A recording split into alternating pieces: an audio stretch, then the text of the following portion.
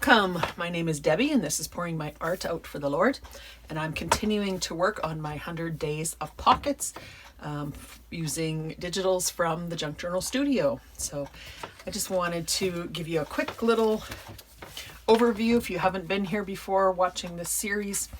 I'm making 100 Days of Pockets. I'm using Cindy A. Lewis's 100 Days of Junk Journal Pockets. She's doing a pocket a day on her YouTube channel, and she's also got this resource in her coffee shop that I purchased, and it details every single pocket and just basic instructions for all of them. So that is a great resource, and I'm using primarily the Fall Bounty collection from the Junk Journal Studio. So there's 3 huge kits, journal pages, kind of coordinating pages, and embellishments. So the most of my journal is using that. I've also added in a few things from All Things Fall and the Fall Collage and Cluster Mega Pack. Love this one. There's just so much goodness in there. No pages. I mean, there is kind of, what does she call them? They're like strips of 3 different pages together on a page. So there is kind of pages, but it's mostly ephemera. Then I have a little bit from Mushrooms from Days Gone By, 1 and 2. And then I have a variety of labels. After I make a bunch of, a project, a collection with the labels, I kind of just put them all together in a bin because they're just handier to just, for me to, instead of keeping every single label kit separate, if that makes sense. So I have labels. I'm using labels from a few different kits. You can't go wrong with any of her label kits. They're all fabulous. But there's labels from Days Gone By, 1 and 2. There's labels from Days Gone By, Red, Random Grungy, and then this is All Things Distressed. So some distressed numbers there. And then there's also, in the Days Gone By, there's also purple, yellow, turquoise, pink, pastel blue, dark blue, pastel green, and dark green. So lots of labels to choose from. And then she's also got a coffee shop. All of these are on her Etsy store, which is all linked below. She also has a coffee shop where she has some of her kits moved over for sale, and she's got all of her freebies there. So there's mushrooms, these fall stamp pockets, which I use one or two of those today actually, and I think I used a couple of this pieces from here as well. So those are freebies on the coffee shop, so go pick those up too if you're interested. So I showed you pages or pockets 1 through 15 already, so check the playlist below if you're interested in any of those. So this time I'm going to do pocket 16 through 20. So I have to say, this section of pockets, I was a little bit challenged. There was a couple of them that seemed a little bit strange to me, and I redid them quite a bit. So take a look at what I have. Take a look at Cindy's if you want.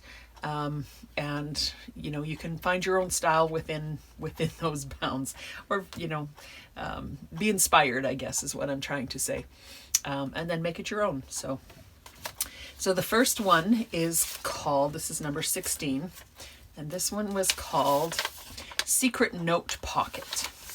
So this one opens like an envelope, like this, and then it's got all this writing space inside for you to put your secret note.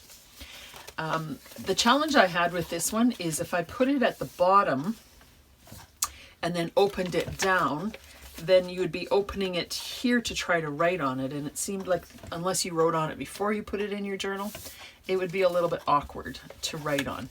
And then I put it on the side, tried it on the side, and kind of the same problem. So what I ended up doing is put it in the middle of the page and made it into a belly band, which works out pretty good. So I just glued it on those 2 sides and made a belly band in the middle. This is just one of the pieces of ephemera from the Fall Bounty, and I stuck that in there as well. Cute little deer. 17. This is the one that I found strange. It was called an accordion pocket. What is it called? Accordion fold pocket, and she had 3 little strips, and they all come bouncing out this base. It was just strange to me. I'm sorry. So I thought I would adapt it a little bit, and what I came up with is it's an accordion, but it's pretty much not like the original, but that's okay. I mean, it was a jumping off point. So what I did is I made an accordion with an entire 8.5 by 11 piece of paper, just folded it 4 times. So I have that side for writing space, this side for writing space, and then I glued it on just these 3 sides here, so it actually is a pocket at the edge here. So I thought that was really functional for me. So that's what I did with that one. So that was 17. So 18 was called a hidden tag pocket. So this one says it's a pocket disguised as part of the page with a pull-out tag tucked behind. So she made a book page pocket and put a tag down inside it so you couldn't see the tag. And then she said, well, it's hard to get out, so I'll put a little string on it to pull it out. So I wasn't really sure what the point of that was. If it's hidden and you can't get it out, so you need a tag, pull to take it out, then it's not really hidden. I don't know, but anyways, again, inspiration. I put a just piece of book page that was in the Fall Bounty kit. I put another pocket on top of it with a couple little bits and pieces. My tag does stick out a little bit, and it says the squirrel loves a pleasant chase. So I thought, I didn't glue this on yet. I was just gonna glue this on. I thought I had a squirrel, and I looked for it and I couldn't find it, and when I was cleaning up I found the squirrel. So I'm just gonna kind of tag that onto, I want it to just kind of look up at the words there. I think that's cute. Sassy squirrel. So I'm sorry if I sound like I'm being harsh on Cindy. I don't mean to be, and Cindy has done a fabulous job with her resource, and you know, I'm continuing on. You know, some of the pockets I'll like better than other pockets, just like, you know, you'll like better ones, some better than others. But this is an idea book, and this is kind of a jumping off point to something that you would not ordinarily try, which is exactly what I wanted it for. And, you know, this is the kind of pocket I probably would not have thought of doing on my own. So it's different than hers, but I found her inspiration great because I created a new pocket that I like. So same with this belly band. So pardon me if I sound harsh. I don't mean to sound harsh. I just didn't resonate with all of the pockets this time, and that's fine. They're there for inspiration. So and I still appreciate you know, everything that Cindy has done for that. The next one, in 19, I have held with a little bit of Velcro there. And this one is called, I can open it here, Lift the Flap Pocket. So this one I made pretty close to how she had made it. I did use a different, she just had pieces of paper that she used as her pocket, and I ended up, there was 2 postcard ephemera pieces in the Fall Bounty kit. And I thought that would be perfect for this. They had a gusset on the side, which I cut off, backed them onto some cardstock. So I have one down here for my pocket, and then this is the flap that just goes over top of the pocket. This one does not open at the back because there's, the pocket part is here, and there's just a flap in here. There's nothing else beyond that. And then I put another pocket here, just using a piece of ephemera from the Fall Bounty kit. And put this little piece of ephemera in here. And I think that one turned out really cute. I like how that one turned out too. And then I just put a cluster, or built a little cluster up there. And then our final one for this today is coin envelope pocket. And I've made variations of this before. I don't think I've probably used exactly her size for any of these, which is fine. Again, it's inspiration. So I just had a piece of paper this size, and that's what I decided to use.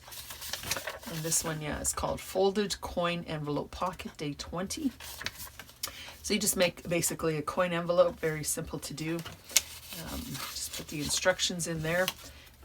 What I decided to do is put another pocket on the front, and if I put a piece of ephemera in there, it holds the flap closed. So that's my closure. And then I just glued it on these two sides this time in an L shape, and put a piece of ephemera just tucked in the side like that. So loving this this book and the inspiration that it's giving me. All of these pockets, I've already taken some of these pockets and used them in other projects that, you know, it's like, oh, I need a pocket. Oh, let's check out and see, you know, see the pockets. So, and I'm only at 20. We've got 80 left to go. So I'm really excited about keeping on going with this project. If you're inspired by this, go check it out.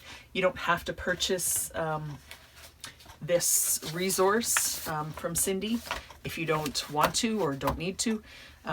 She's got these instructions on each one of her YouTube videos. So she has 100+ videos with one pocket each, and they all have the instructions there. So you don't have to have this resource if you don't want to use that. But check out her channel for all of those details. So thanks so much for watching, and we'll see you in another week or two with the final installment of the Fall Bounty collection idea book. I'm going to do a series of 4 of these. So 1 to 25, pockets 1 to 25 is fall, and then pockets 26 through 50 will be winter. And I'm not going to start the winter book prematurely.